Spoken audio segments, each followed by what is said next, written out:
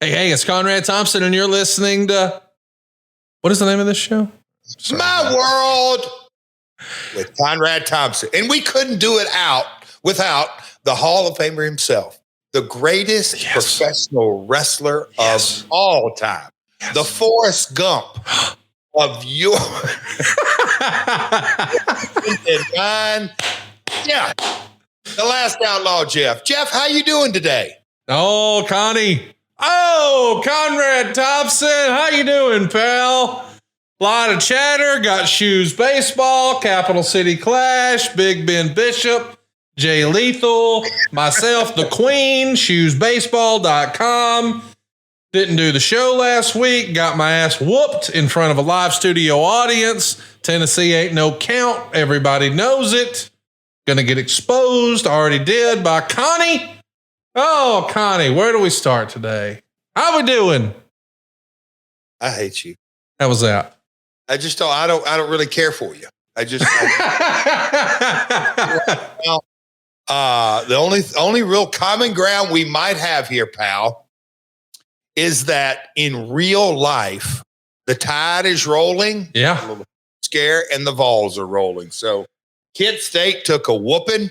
Who'd y'all play Saturday? Well, Wisconsin in the first half. Oh, good God Almighty! That was impressive. That was impressive. I didn't know what to expect. You know, we didn't look our best in the first half last week against South Florida. So I was kind of nervous about Wisconsin, but boy, it proved to be much ado about nothing. The Crimson Tide rolls on. We're off this weekend, but next weekend is going to be a big game, Jeff. Number one, the Georgia Bulldogs are coming to Tuscaloosa for the first time in a long time. And it is going to be the matchup that everyone's talking about. I don't know for sure that game day is going to be there, but why wouldn't they be? Oh, shit. I even saw a report that, I can't believe this is real, Donald Trump is going to be in Tuscaloosa for that game, which makes me nervous. But goodness gracious, you want to talk about an unbelievable regular season matchup. This is normally reserved for the SEC championship or the national championship or both, but we're getting it in September. What do you expect from a Sabinless Crimson Tide hosting Kirby Smart and the Georgia Bulldogs next weekend, Jeff? You know, Conrad, this ain't really a soapbox, but, and you're just really asking me about a simple college football game. And we got listeners in Australia, and we're going to touch on Australia in a minute. AEW's headed down there. We got listeners all over Europe and obviously here in the U.S., but a true pop culture event. And, I did an interview on Outkick that I'll let you bring that up. I know that's kind of in the notes. But anyway, college football has turned quite, and I don't say turn. Has it always been this way? I guess. But, yeah, I saw that about Trump may be there. And then you kind of look at College Game Day, and now Fox has their Saturday morning show. When we were over in London, I got to go to a Fulham game, and it was packed, sold out, just the whole chants and the crowds and everything. And I observed how the audience just kind of just the flow of the game, if you will, and they're into every moment and all that kind of stuff. But our football, especially our American football, college football, just how it is truly it's turned into that cultural kind of deal. And you just sit back and go, what the hell why is Trump there? Well, when you find out how many people are going to be watching that on Saturday, then you go, okay, it's all about eyeballs. But man, oh man, I think Kirby's going to come in, and I think he's going to kind of find out a little bit more than he wants to about that freshman, because I think we are witnessing not just a freshman phenom, but I mean, have you ever seen a guy come into the SEC, not only that young, but with that kind of statement? Maybe going back to the Herschel Walker days, I'm picking your Tide to win because it's at home. And I just don't think Georgia, you saw the Kentucky game, they're not what they were last year. I'll just say that. Everybody, not a horse that can't be rode or a cowboy that can't be throwed, as they say. I think Georgia's dominance is over. That's just my 2 cents worth, Connie. Wow, I didn't expect that. I, for one, am as nervous as a long-tailed cat in a room full of rocking chairs for this matchup. But the the prodigy you referenced, and I know we do have some international listeners who maybe don't keep up with college football, but they can relate to this. 17 years old and lighting dudes up. He had a game of a lifetime against Wisconsin. I mean, he should be playing his senior year of high school football. I want to be clear. This dude has had a driver's license for a year. He's supposed to be getting ready for prom. He's 17.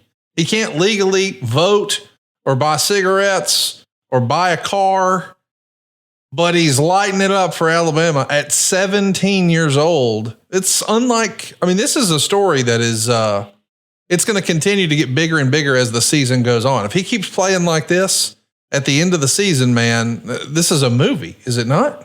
Well, and see, that's where I don't play. If you're from Canada and you can relate this to hockey or Europe, your version of football or any sport, this guy was in Alabama is a football state.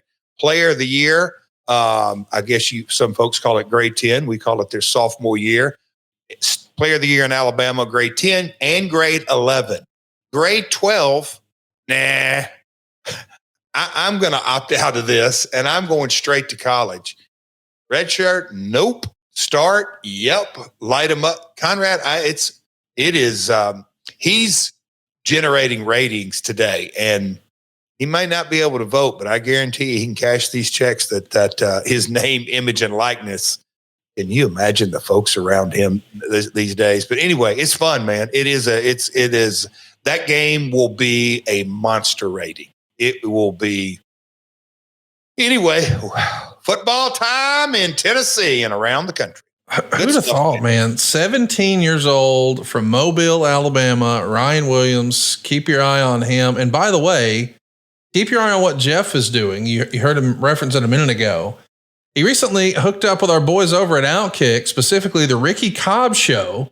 And if you're like me, you probably follow Ricky on his social media account. It's at Super 70s Sports. Just a tremendous Twitter follow that Jeff and I have followed. He's joined the pirate ship over at Outkick with Clay Travis. And you guys talked a little football, talked a little wrestling, talked a little sports.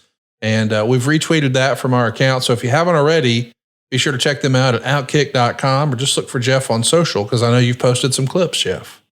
Conrad, and I told him right at the top, I said, this interview, I'd like for it to go both ways. I want to ask you some questions. But what a fascinating story. He built his Twitter account many moons ago on a Christmas Eve tweet, a happy birthday shout out to the old Pittsburgh Steeler, Jack Ham. But I asked him, how did all this start? Not how did you get hooked up with Outkick? Although I did eventually. I said, how did this Twitter account and getting the content? You talk about a story of perseverance and just kind of catching in a lot of ways. Now we call it X, but kind of keep catching the Twitter universe so relatable. But man, he started it from an account. He's from Horse Cave, Kentucky, which is halfway between Louisville and Nashville. And so I wrestled around his hometown all growing up. So he was a Louisville TV, Wave TV watcher, Conrad, back in the Memphis days. And his wrestling fandom is deep. I mean, deep, but got a ton of respect for Ricky. Finally got to chat with him and ironically on his show. But man, it was very, very cool, but had a wonderful time on the show. So shout out Ricky. Congrats to all your success. And folks, if you want to hear that, go to outkick.com and all you got to do is go to the Ricky Cobb Show and you'll find the old Last Outlaw there. A lot of fun stuff coming down the pike for AEW. Of course, as you're probably listening to this either tonight or tomorrow night, you're going to see a rematch from Mimosa Mayhem with Chris Jericho and Orange Cassidy on AEW Dynamite. And next Wednesday is going to be a monster show. AEW is returning to Arthur Ashe Stadium. Grand Slam on deck. It's been announced that Nigel McGuinness is stepping between the ropes to take on his longtime nemesis, Bryan Danielson. I'm sure it's going to be a loaded card, and it happens next Wednesday. It's called Grand Slam. We're going to be throwing both Dynamite and Collision in the hopper that same day. It's going to be a major day in AEW history, and Jeff and I are going to be here live doing a preview show next Tuesday. So you always Monday. That's right. Next Monday. My apologies. Monday. We're going to do it September 23rd at 7 p.m. Eastern. That's 6 p.m. Central. Jeff and I are going to be previewing Grand Slam, which you will see on both Dynamite and Collision at the historic Arthur Ashe Stadium. And we're going to do it Monday, just before, I guess, allegedly, rumor and innuendo is there's another wrestling show that happens on television on Monday nights. I'm not familiar with their work, but we're going to get started an hour before they do. I had to look that up to see what time that show even started. I'm not familiar with that, but it happens next Monday, and we want you to join us live. So we're not only going to preview the show, but this is your chance to ask Double J questions. It's live and totally free on our YouTube at myworldpod.com. That's your home for all things Double J. So go ahead, if you haven't already, hit that subscribe button and turn on the notifications bell so you don't forget that we're going to be live next Monday, the 23rd at 7 p.m. Eastern, My World Pod. That's myworldpod.com. But Jeff, before you get hopping around for AEW, you're going to be doing a little wrestling show on a baseball field. The Springfield Lucky Horseshoes, of which you've been affiliated with for a few years now, are going to be hosting a little bit of a throwback, a little Global Force baseball action with your boy Eric Young. How about EC3, the recent NWA heavyweight champion of the world? Colt Cabana's going to be there. The Queen's going to be there. Our pal Big Ben Bishop's going to be there. And I can't believe this is real. Double J is going to be slinging around. Somebody's going home with a guitar necklace. I can just feel it in my bones. There you go. Tickets are on sale now. Shoesbaseball.com. They started just $20. Handful of ringside seats still available. Jeff, a wrestling ring in a baseball stadium. You have made that fit like peanut butter and jelly, and now you're getting to do it for Shoes Baseball. This has got to be something you're pumped about. Oh, it's a bucket list. I've done radio every Tuesday morning in the Springfield market for 6 weeks. The local affiliates coming out this week. I literally at the opening press conference a couple of years ago, we had a packed house. It was just coming out of the pandemic, and we didn't know what to expect. We thought maybe 10 or 15 people show up. I don't know. There was probably 60 in that little conference room. The community has completely embraced us, and obviously baseball is our platform, as we say, but not our purpose. And our purpose is to bring the community together. We've had all kinds of beer and wine festivals and food festivals, and of course, baseball games, and our version of cheese ball, and just music and all kind of stuff. But this is our first wrestling event. And I told people that day on the press conference, I said, one of the things I want to do is to bring wrestling here. Year 1 and year 2 were just not the right fit, but it has fit. And so we've named it the Capital City Clash. We're kicking it off with our version of a Royal Rumble style match, or a gauntlet match. It's called the Robin Roberts Rumble, and independent stars from Dreamwave all over the state of Illinois are going to be involved in that. Our man Colt Cabana, since he's from Illinois, so he qualifies. So you got to be from Illinois to be in that match. That's kicking off. We have a hardcore match, which is sponsored by Big Dog Construction. Anyway, it's EC3, like you said, Eric Young, NWA Junior Heavyweight Champion Alex Taylor, Women's Champion from NWA Kenzie Page, top to bottom, 7 great matches. And in the main event, Conrad, late breaking news. Them boys, the Heat Seekers, kind of been a thorn in my side for a few years around the Music City Bowl events. But yes, we're going to be stepping in the ring. When I say we, Donnie, my partner, and he has left me 3 or 4 voicemails, and he has said, "Hey, Jeff, can we do a FaceTime call?" So be looking on Brother Ben's social medias, because he wants to do a FaceTime call. He says he has a surprise for me, but he's my partner, Conrad. Jeff Jarrett, Big Ben Bishops for the Heat Seekers main event, and a local celebrity, a legendary, and Conrad, our boy Cassio, and you, and folks that have been around radio media for a long time. You have those legacy voices. Sam Madonia, he's been in the market, 40 years. Wake Up Springfield, his show, it's on a sports talk radio, but he talks about everything, and great sponsors and everything. Sam has agreed to come down, and let's just say that young man, who is 80-something years young, might be wearing a guitar, Conrad. So I don't think correct me if I'm wrong, have I got anybody in their 80s before? I know I have in their 70s. Mae Young, right? Was she in her 80s? She's got to be.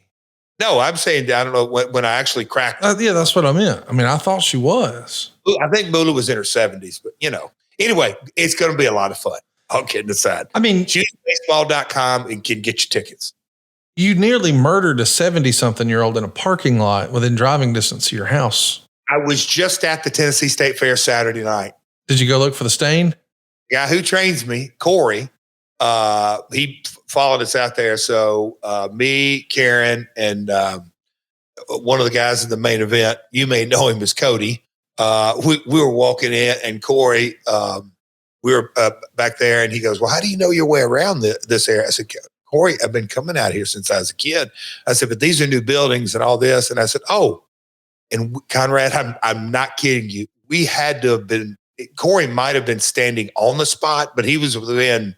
We were within 10 or 15. I said, "Do you know where you're standing?" And he just kind of looked at me and he goes, I said, "You are standing where some folks may say Conrad Thompson at the top of the list because it's family, that an attempted murder took place right here." It did. And literally, Conrad, he had the look on his face. He said, "Oh my God, did it happen right here?" I said, "You may be able to find some bloodstains out here." And so I said, let's go on inside. But we were out there at the Tennessee State Fair Saturday, Connie. It's good. It's a hard way. It's a hard way. Oh, my surgery. My goodness. Jay Lethal. Oh no.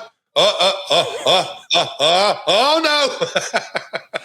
By the way, I don't know that we've told that full story, but I don't know who was more shocked at the amount of blood, Rick, me, or Jay Lethal, but it might be Jay Lethal because Jay Lethal turned white as a sheet when it was happening. Like, saying something. He had seen a ghost. I don't think we have actually. Yeah. Hey, Rick, I hate to say that it was what it was. And I knew I couldn't see y'all's faces because y'all were way off camera, but I'll never forget the look on Jay's face ever, as long as I live. He was, oh no. Oh no.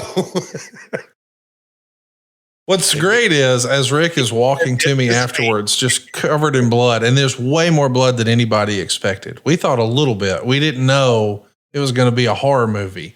And so as he's covered, it's still coming down. He's walking towards me, and I'm very nervous, as you can imagine. I've never seen this up close. And I'm like, "Rick, are you okay?" And he goes, "Oh, I'm fine." And teases like he's going to fall. And I was just in that moment. I was like trying to pick him up. You see Dave Silva, our producer, is with us. He says, "Jay took off. He didn't want anything to do with it." I thought Jay was about to start running. Like, I'm not going to be here when the blue and red lights come. There's going to be paperwork involved. I'm out of here. Boys and girls, we're having a lot of fun here on the show. And I'm glad that we got the niceties out of the way. Because go ahead. Before and just to kind of circle back, next Monday night. Yes. I just want to confirm that. And you know what, Dave, if you will, I believe we have a double header Monday night football game. So there's going to be tons of TV viewing to be going on. Me and Connie will be talking about, Alabama's off this weekend, so we can't be talking about Alabama. No, we'll be talking about all the college football games from the weekend for sure. But you're right. It is going to be, I can't believe this is real, but we got a double header. Jacksonville at Buffalo and Washington at Cincinnati. And those games start just 45 minutes apart. So there'll be an overdose of content next Monday. Join us live here at myworldpod.com. We're going to watch a little football. We're going to be doing some Grand Slam preview. It's your chance to ask Jeff anything you want. And we mean anything. Go hit the subscribe button, turn on the notifications bell, and that all happens next Monday. But in the meantime, if you haven't already, make plans to join. Go ahead. Let's just get to the topic. We've talked about Outkick. Come on. Hold on. We've talked about Outkick. We've talked about choosebaseball.com. We've talked about Grand Slam. Folks, AEW is headed down under to Australia. I cannot wait to talk about that. Hang on. Hypothetically, this is just me and you talking. I'll hit stop so nobody can hear us. But this is just me and you talking now. Nobody can hear us. What do you think about me trying to motivate our listener down in Australia to say, #we want StarCast? I mean, I think StarCast Down Under, we just had one, but we didn't piggyback. It was a standalone event. We didn't piggyback AEW. What if we went back Starcast next year in Australia? What do you think about that? Could that be fun? You don't have to twist my arm, pal. I love the country of Australia. First time I went down there, I was just, it is an absolutely beautiful country, but the folks there, I just hit it off with them. Lots of good times in Australia. I'll say that. Beautiful country, Adelaide, city of churches, Perth, Wollongong, of course, Sydney, Melbourne, and Brisbane, and the Gold Coast, and all that. But man, just big towns, small towns. And my band, Rove McManus, he probably needs another guitar shot, but it's another story. So listen, I am looking forward to Australia. Stay tuned. We are working on some things behind the scenes to figure out logistically, could that happen? But I am interested to hear all you Aussie fans. Do you want another Starcast piggybacking AEW next year? Sounds like a lot of fun to me. Love it. And I'm sure you had a lot of fun at West Jackson Middle School, the wrestling club. As I understand it, we've got a little clip we want to share here. Oh, go. Oh, yeah. You ruined it.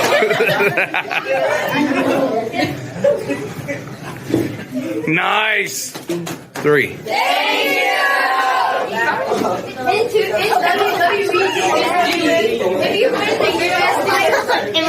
Dude, why weren't there wrestling clubs in my school? This is bullshit. well, I think I was the first one to kind of connect with the club a couple of years ago. But you know what? Well, like I said on the Ricky Cobb show, talking about wrestling, and we've talked about it, I guess, quite a bit about wrestling in and out of pop culture. But now, I mean, with everything going on over the last, now you can say 10 years, it is a part of pop culture. And when you have wrestling clubs in schools, I mean, we have one coming up next week at Grand Slam in the New York City area. It's really cool. And I think it's a way for kids to really connect over something that isn't, oh man, I don't know, academic oriented, but it's a way for kids to connect and bond. And I think it's very cool what they do down in Georgia. Super cool. Glad to see it. And I'm glad to see that you're still out there getting after that picture money. I can't believe this is real, but you can catch the Last Outlaw and the Queen doing a live signing at the Gimmick Table from High Spots. Sign it live. That's right. A virtual gimmick table. And it goes down this Thursday, starting at 4 p.m. Eastern. And man, the Gimmick Table starts at 7 p.m. Eastern. Jeff and Karen, they're there. They're doing it live. You can see them. They can see you. You can still get your pictures, your autographs, the whole thing. Go right now to highspotauctions.com and be sure to make plans to join us there. When's the last time you did one of these live signings like this virtually? This is a fun idea that was really born out of the pandemic, but I just think this is such a cool innovation that Michael Bakikio and all the fine folks at High Spots have been doing.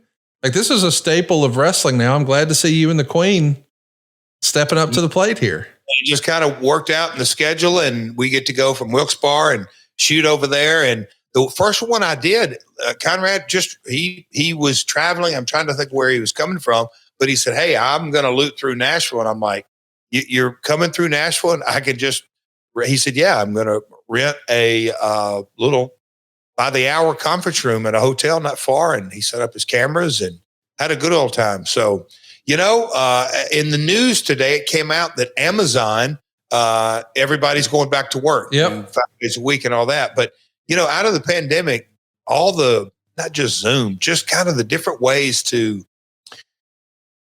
the verticals, the business, how we do things differently. And I know AdFree Shows and everything that went with that, your business, our business. But yeah, the Kikio is always been one to get into the DNA of the wrestling fan's brain and mind and figure it out. And it is I don't say once in a lifetime opportunity, but I mean, folks from all over the world, orders will come in, which just amazed me when the first one I did. I mean, not just all over the country, all over the world, orders come in, and I sign the stuff and personalize it. And Michael make sure that I'm spelling it right and doing all that kind of stuff. And the people that are actually buying it get to see me sign it as if they were at the virtual gimmick table. They are at the virtual, but as if they are gimmick table. So it is a real first-class service. They do it right.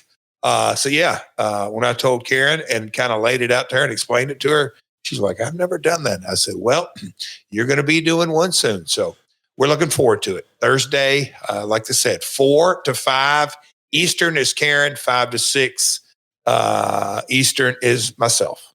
And then 7 o'clock, the gimmick table. Go check it out. highspotauctions.com. Highspots.com is your hookup for a lot of wrestling memorabilia. By the way, before we do that, I think there's a picture floating around out there of an action figure that we needed to showcase. Oh, okay. I'm excited about today's topic. I mean, what a great shot that is. I mean, I got to admit, I'm not a big figure guy. But whenever I see, if you're watching with us right now over at myworldpod.com, someone did a fantastic job of this photograph with the pyro around the action figure with the double J, with the deuce in the air and the red guitar. Man, what a cool shot. I mean, is this surreal to see an image like that of yourself, of your character, of your action figure like that? That's got to be pretty cool, dude. Well, here in the, I'll call it, not the man cave, the Double J office, and I've got pictures and memorabilia and guitars and all kinds of stuff and belts out there that may be Conrad's favorite part, but and action figures, and I've had action figures since the 90s, and it was kind of a interesting chain of events as far as the IP rights over the last since I left TNA have kind of been juggled and not completely.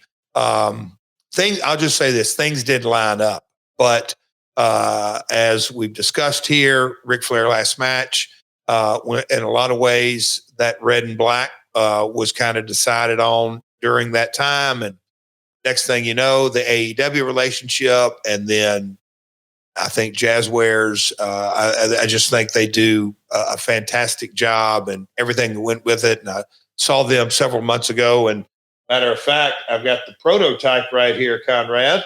What? Yeah, I mean, this literally, they gave it to, they were like, hey, man, here's the prototype. What do you think about it? Before it even really, I don't know, heck, I don't know if it was in production or not, but they were like, hey, we wanted to bring this to you to see if you like it. And I'm like, yeah. And they said, do you want it? And I'm like, oh, wow. One day, I'm going to sell this to Matt Cardona. That's what I was fixing to say. Wrap it up in bubble wrap, because eventually Matt Cardona is going to take a bath with it and let him breathe. I just know that's what he's going to do. Hey, by the way, looking at action figures makes me think about being a kid.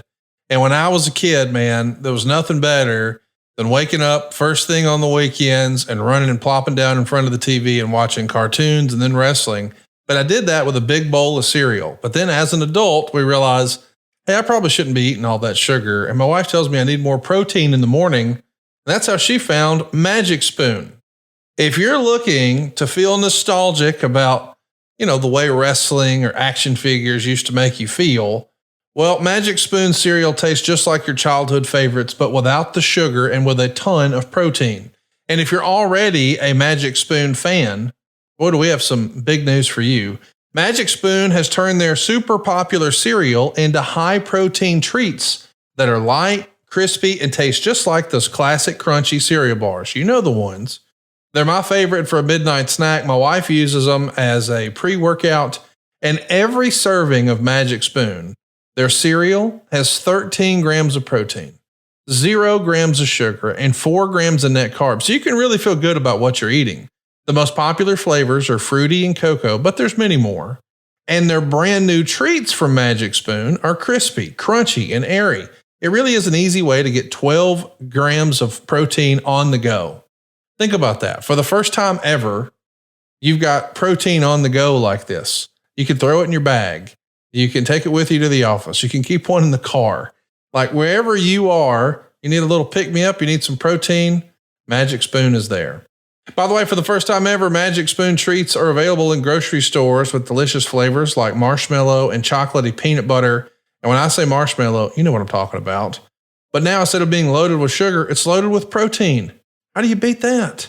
Get $5 off your next order at magicspoon.com/myworld, or just look for Magic Spoon on Amazon or in your nearest grocery store. That's magicspoon.com/myworld for $5 off. Magic Spoon. Hold on to the dream. Right on, my man. Protein. Me and Megan probably think a lot alike on that. When I got my little goodie box and it said Magic Spoon on the side, told the family, it's mine, let me have it. And then I opened it up and it had the cereal bars. I'm like, all right, team, I'll give you a few. So the family divvied up. The timing of the box delivering didn't work out for me, but it worked out for the family. All 4 boxes were gone instantaneously because they said, hey, this tastes good. Anyway, magicspoon.com, promo code MyWorld. I love it. Check it out. I'm telling you, you're going to be glad you did. And by the way, if you can, I really would appreciate it. I know we said you could get it on Amazon. I know we said you could get it on your grocery store. But if you order it through magicspoon.com/myworld and use the promo code MyWorld, it really helps the show. Try it, see if you like it. And hey, if you get in a reorder situation, you're in a pinch, you need it from Amazon, I get it. But if you go ahead and go to the website right now, magicspoon.com, and use our promo code MyWorld, you're going to get $5 off. Come on, check it out. You'll be glad you did. Jeff, I know you're excited to talk about our topic, and I am too, because there's a lot of rumor and innuendo around our topic. There's so much history between me and the guys, and let's just dive into it. We've already covered all the bases of chatter. Well, hang on. I don't want to get ahead of ourselves here. We need a couple of episodes ago, Conrad. We went so far in so many different rabbit holes. You didn't come up for air, and I love the episode. Lots of chatter, but I don't think we need to do that again today. So let's go ahead and roll with the topic. 3, 2. Let's talk about how I whooped your ass in college football at AdFree Shows Top Guy Weekend. You know, I was really expecting last week to get an opportunity to take a victory lap. And then Jeff Jarrett, who has never been sick a day in his life, all of a sudden, I don't feel good. Don't put this on me. And then fast forward just a few hours, and I sent you a text and I said, hey, man, this just fell in my lap. Not sure if you can even get to it today. I know you're not feeling well. And you broke kayfabe with me and said, oh, I feel fine. And I'm like, you son of a, just a few hours ago, you were too sick to record. And now you're magically feeling better. And it's because you didn't want the world to see.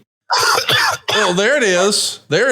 You didn't want the world to see me stomp you in NCAA college football. Look at that smile. Look at that smile. I'm up right there. That photo says I just hit a Hail Mary. Give him 6. For you audio listeners, please go to our YouTube page and check out the 3-shot of me, Cassio, and Conrad, because you can just tell by the look on my face. I'm sitting there not wanting to gloat. Humble pie Jeff. I just bombed, 80-yard bomb, scored. Conrad is looking like, what the? It should say WTF. And Cassio is sitting there like he's supposed to be speaking into that mic. I'm not sure if he's swallowing it or what he's doing, but he's in disbelief. That picture says it all. What a victory. Let's get on with the topic. Do we have a final score photo? Because I feel like there was one of those floating around. That is so... The line, according to all of our family members over at AdFree Shows, they actually did squares on this, and they did a betting line, and they did an over-under. The betting line was I was a 4.5 point favorite, and it even let you click the even teams button. So it wasn't Alabama as they are and Tennessee as they are. We played to the same level, and it was just mano a mano, skill versus skill. And I was supposed to win by 4.5, and somehow, as I always tend to do, I exceeded expectations, and I won by 30. 30. And you, that's right, the champ is here. And you decided to be lily-livered. I came on this program a few weeks ago and asked if you were yellow and offered to put my beard, gray and all, on the line against the Queen's hair. The Queen didn't even show up. She knew the fix was in. she was going to tote an ass whooping that day and get a new haircut. So she didn't even come to the doggone building. She didn't even come to the county. She didn't even come to the state of Illinois. And so then you were left to come up with something else. And we came up with, if you win, you get to put Cassio Kid in a figure 4. And if I win, Cassio Kid gets to put you in a figure 4. And I must admit, I'd been practicing for weeks, Alabama against Tennessee. And I had asked Cassio every time, play as Tennessee so I can get some reps in here, because I know Double J is getting ready and he's practicing against his son, Cody. So that's what I was prepared for.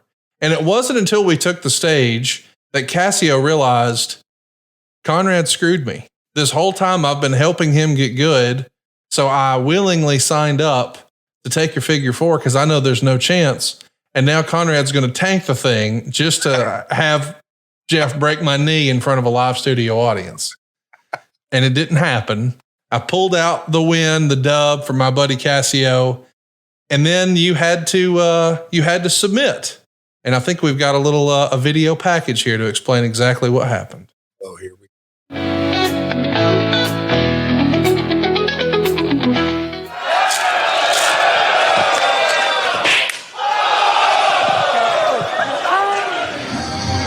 Double leg, slam the shit out of Cassio. Here we go.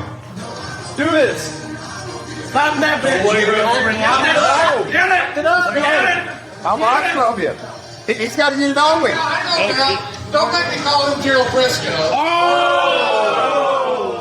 Break his ass, too. All right, now, do you know how to do it? Huh? You know how to do the figure 4. What do you mean? I'm actually going to get down if you can do it. He's let you down twice today.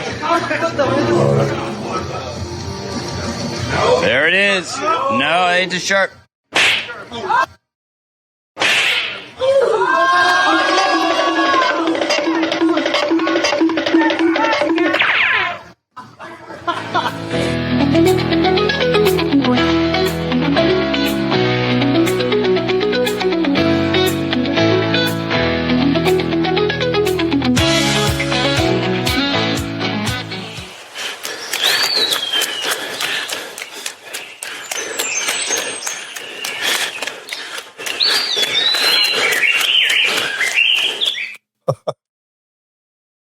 The slap heard round the world. Jeff, right before it happened, someone suggested, I don't remember who, somebody said, hey, if Jeff's really going to have to take the figure 4, he's going to be laying on his back.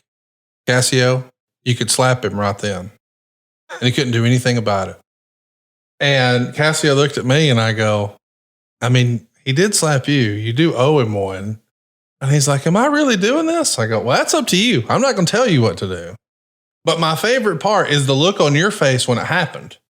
Because in all candor, we knew that one was going to happen in Dallas. Cassio knew he was going to get whomped. He didn't know how bad.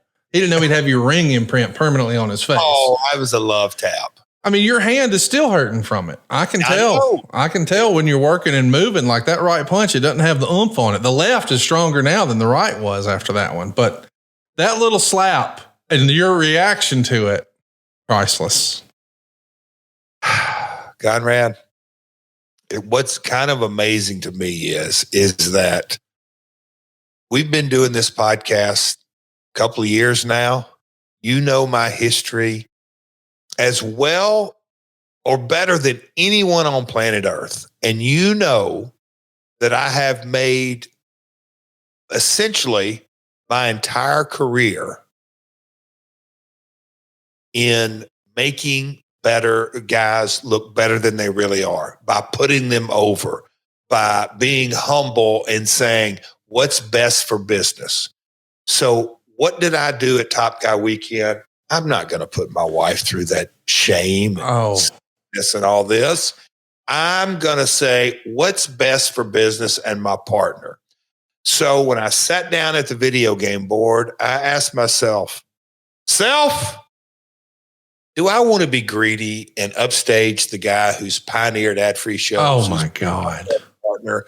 Do I really want to just I mean, just stomp a mud hole in his ass right here on college football. And I know I could do that. Oh. Or I'm better off putting Connie over. Oh, listen to this. Doing the figure four, letting Cassio do that little weak ass love tap slap that he tried to do.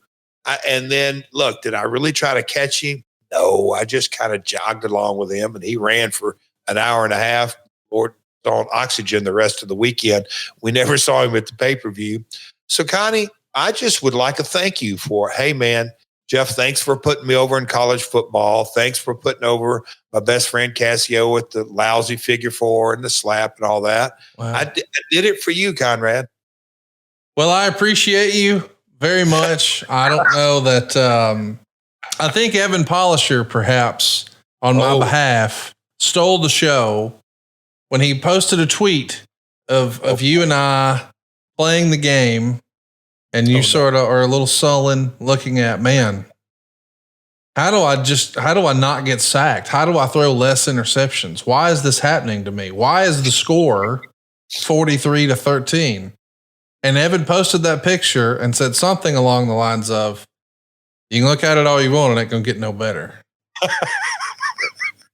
Do you know what my favorite, you love that. I'll let you finish. Go I just loved, cause first of all, Evan sent it to me and he said, I don't care who you are. That's a damn good tweet. And I'm like, I don't know if I'm going to get heat for that, but that is a great tweet, Evan. Thank you for that. Hilarious. You know what my favorite part of the weekend was? What?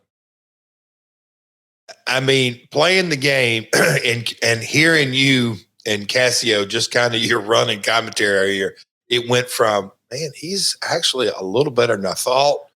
But that range, then it went from, my God, he is terrible. But the best, those were fun. But the best part of it all, no more than, I'll let you kind of quantify this, but I'd say less than 15 minutes after I took that ass whooping, who's calling my phone?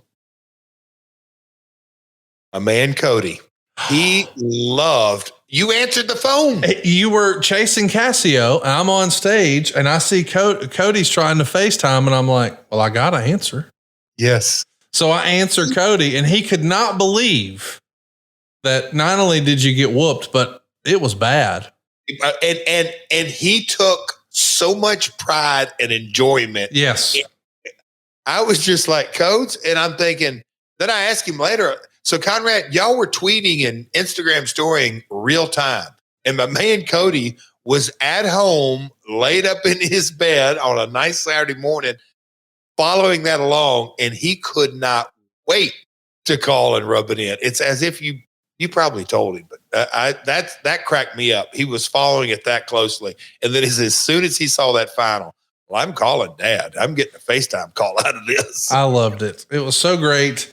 We had a lot of fun. We hope you'll make plans to join us. We do a little family reunion is what we call it for AdFreeShows.com. And we've got another one coming up in January, Jeff, where we're going to do what we did last time we were in Huntsville, a fantasy camp. If you've ever wanted to step between the ropes, Dr. Tom Pritchard, the same guy who taught Kurt Angle and The Rock how to become a professional wrestler, he's going to help you learn a thing or two. We're going to book a fantasy card. We're going to have a great time watching the Royal Rumble. Efren's going to be here, and we got a game that you have to see to believe. And I've got a panel, a little spectacle maybe is the right phrase, that I'm trying to put together that was teased once upon a time, and I think we're going to get it across the finish line, and you don't want to miss it. It will be the buzz of the internet, and it happens Royal Rumble weekend. There's still time for you to sign up and join us over at AdFreeShows.com. Where, as we're recording right now, Jeff, later tonight, I'll be sitting down with Lex Luger. That's right. He's got a monthly series with us on AdFreeShows.com. And so does The Godfather, David Crockett, Mike Chioda, Nick Patrick, Tully Blanchard, my boy Sam Adonis. There's something for everybody. Over 100,000 hours of bonus content at AdFreeShows.com. And you should just hear the way the people who attend these events talk about them. It's a non-negotiable. They got to be there. It's a family reunion. It's their second home. And we want you to join us at adfreeshows.com. And our topic today. All right. And I really am in this. One last thing on that. Out there, we had one of our top guys at the fair show Saturday night. His name, I apologize, but we just kind of sat there and talked about the enjoyment. But I want you to tell, because I'm sure you've told it on the 83 weeks, but I thought this real cool. And it just kind of goes to me, it says it all of what you and the team and us, but the driver of you and Evan and the folks that really put the meeting days together. But the Jason Hervey, Eric Bischoff, I'll call it reunion. I got to work with Jason at TNA, and he lived here in Nashville. And anyway, but just that whole, would y'all have like a Q&A, right? I just thought that was like only at AdFree Shows. We talk about family and we talk about exclusivity and you talk about those opportunities and once in a lifetime moments that wrestling fans that you can't buy anywhere or be a part of anywhere in the world. That moment to me, or that session, was worth, I don't know, every bit of it. That's one of the things that I've been in the business a long time. I wish I could have been there to kind of see that Q&A. We talked about you, Jeff, because I couldn't have an opportunity to talk to Jason Hervey, who, as you know, after the whole thing with TNA ended in court, he's never even turned wrestling on again. He's removed from wrestling. Oh, wow. But this is a guy who I first saw in wrestling in 1988 at the first Clash of the Champions. And then all the way through until the TNA with the reaction show and all that stuff.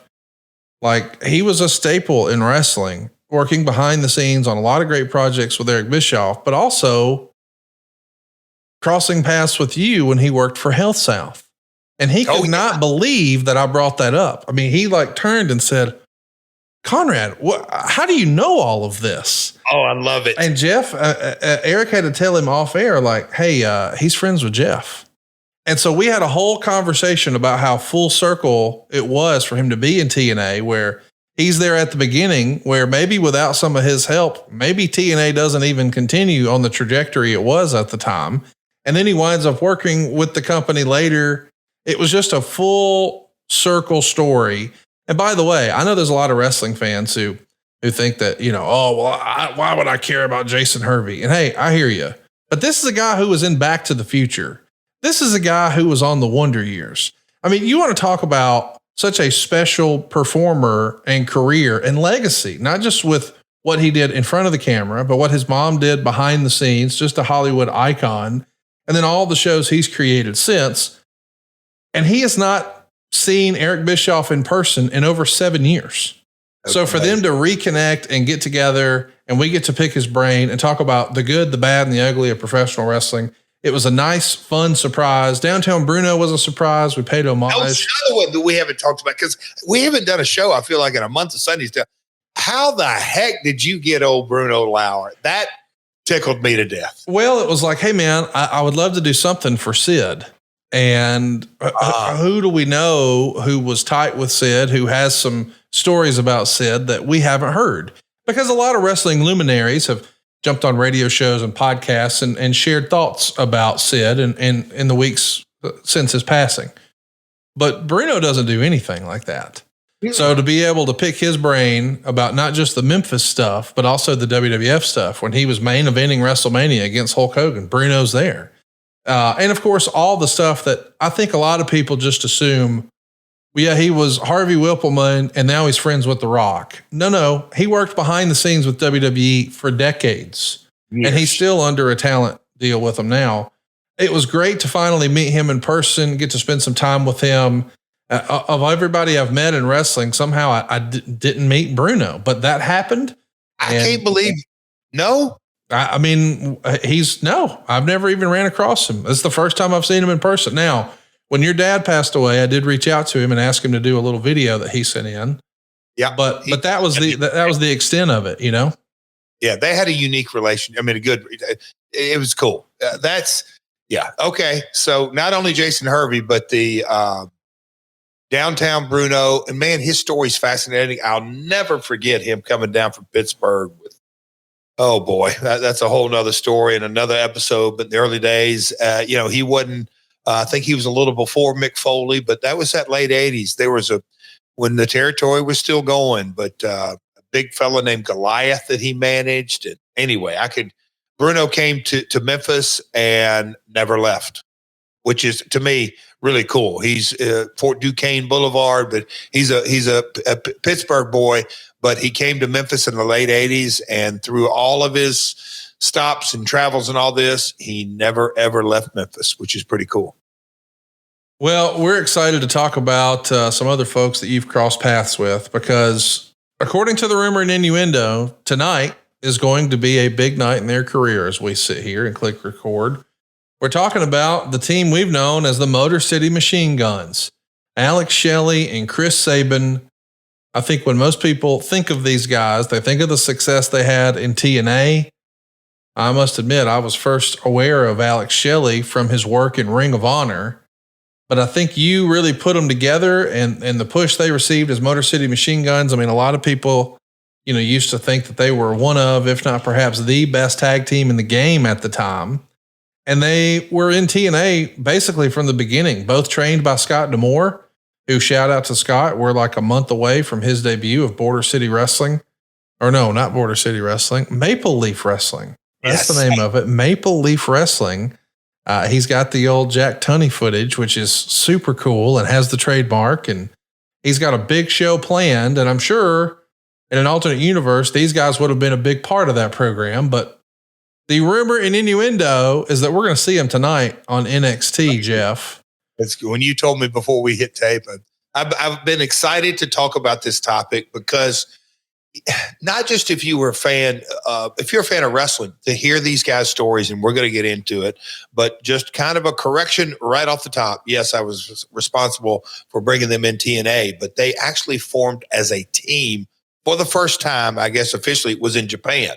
But they had instant chemistry, and that kind of morphed into. But man, Alex Shelley and Chris Sabin were two guys that were, I'll call them X Division super standouts. And so this topic is going to be fun to talk about, to kind of hear how they started, how they kind of got together, and then the success. And really, when you look about the history of, I'll call it the TNA years, and I know we're into some new TNA years, and I'm saying that before Impact, it became Impact Wrestling, how integral they were to really the X Division and then to the tag division. It's those guys, super talented, man, super talented. I can't wait for us to see what they're going to do in NXT, if the rumor and innuendo is true. But I wanted to ask you about the guys sort of individually. Like, I remember Alex Shelley getting a reputation very early in his career. I mean, maybe like in the first year of, hey man, this guy's really good and really smooth for having only a handful of matches. What was your first impression of Alex Shelley when you saw his work? So, with so many guys and the early days of TNA, it's funny. I read the research on this maybe a month ago, Conrad, because we've been shucking and jiving in different topics. So, but it kind of brought me back to not just these guys, but so many different guys. And I can tell you, whether it was Jeremy Borash or Bob Ryder or AJ Styles or Chris Daniels, I'm just trying to think of guys that were, I'll say, talent, office. So many guys would get pitched to me. And, we've had the conversations about me and my father about, he's like, man, I feel like you're getting too many guys in here. And I said, well, there's going to be a lot of turnover in the X Division. But I said, early days before we had the ladies division, the knockouts, it was heavyweights, tags, and X Division. And there were so many guys that turned over that we would bring in, and especially in the Asylum days and all that. But there was a little bit of a buzz, I'll call it indie buzz, on different guys that would ebb and flow. But both of those guys, and Alex was kind of had a, how do I say this? I don't want to say buzz too much, because that I think kind of downplays it. I'll say the recommendations from him, not only Scott D'Amore, but other talent, they're like, yeah, this guy's pretty damn good. He's really crisp, would be maybe a word, or he's can do the chain wrestling. He can kind of chain and mat wrestling, and he could just do this style, you ought to take a look at him. Those are the type words that I heard. And when you hear it from enough folks, because I'll say this, when you hear different pitches from different guys, and I heard so many in those early days, this is the thing that can kind of get you, I don't know, Conrad, cynical. Is like, okay, what's behind it? Why does this guy want this guy in and this and that? And what's the motivation? But Alex and Chris were both guys that just came highly recommended for their in-ring work. Nothing more, nothing less. Let's talk a little bit about Chris Sabin. I know that Sabin is going to enjoy singles success. He's even going to become TNA world champion. When you think of Chris Sabin, I mean, do you think of him as, I don't mean for this to sound the way it does, but sometimes in a different generation, when you had guys who didn't look like the Road Warriors and they worked a faster pace, you would hear them called tag team specialists. I think of like the Rock and Roll Express when I say that. When you think of Chris Sabin, do you think of him as a single star or as a tag team specialist?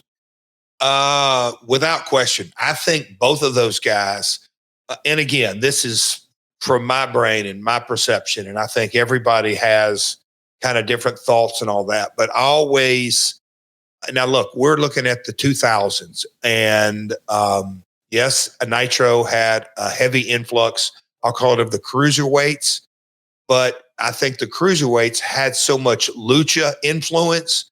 I think the lucha / cruiserweights were almost one and the same. When I looked at the X division and the guys that I kind of wanted to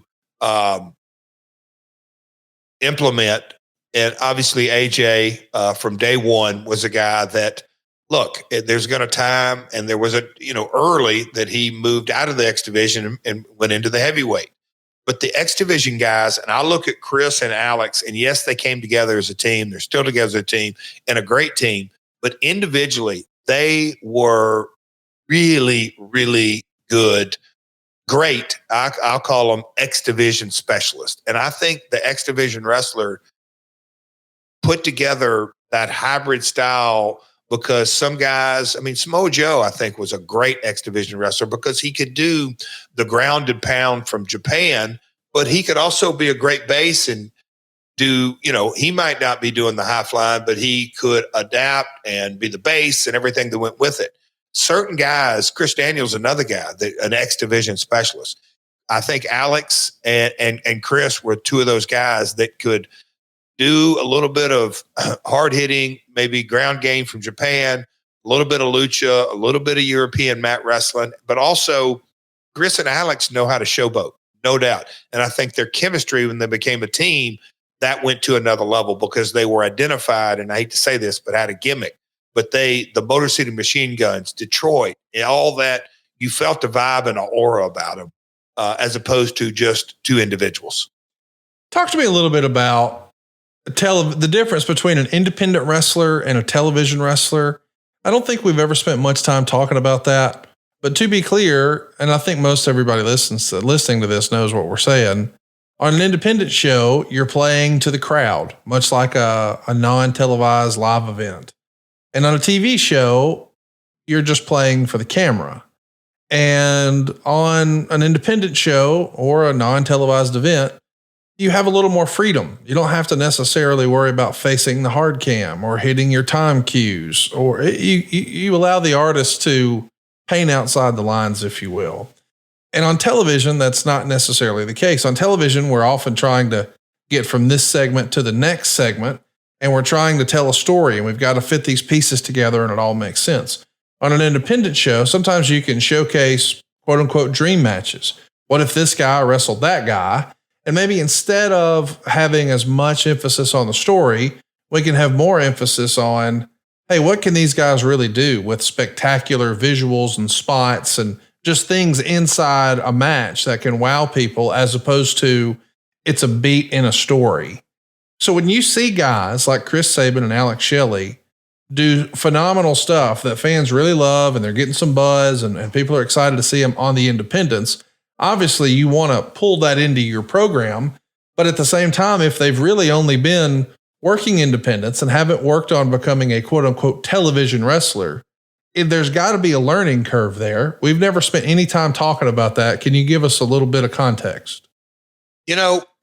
again, I'm going to go back to when I first read this research. It kind of also took me back to kind of the pillars of the X division, if you will. And I start thinking about the culture that we set at the asylum that with my background, Memphis TV day one, and, I'll call it the hard camera, but the handhelds on that, but just kind of the thought process. And then the WWF experience and the WCW, and then the team we started to assemble. And then, DeMore and even Jeremy as a ringside announcer, the talent that we were putting together, the kind of the culture we built. And I've really got to give AJ and Chris Daniels and Samoa Joe and Jay Lethal and just Sanjay Dutt and kind of the group of guys as an X division. And then I'll even go to Rudy Charles and Andrew Thomas, and they've, continue to have their careers and super successful, but even down to the refs, just the culture that we provided, if you will, in that, okay, we're going to do these big high spots. And look, we didn't all hit 1,000 by any stretch of the imagination, but we tried to stay consistent, and guys that would come in and have all the different moves and the SATs or Amazing Red. And man, I could talk about the X Division guys forever because it was just fun in the development process. But everybody kind of was a part of the culture that said, hey, we're going to kind of do all this, and we've got to connect the dots and make sure that the transitions, and it's not all just a bunch of high spots and there's no story involved.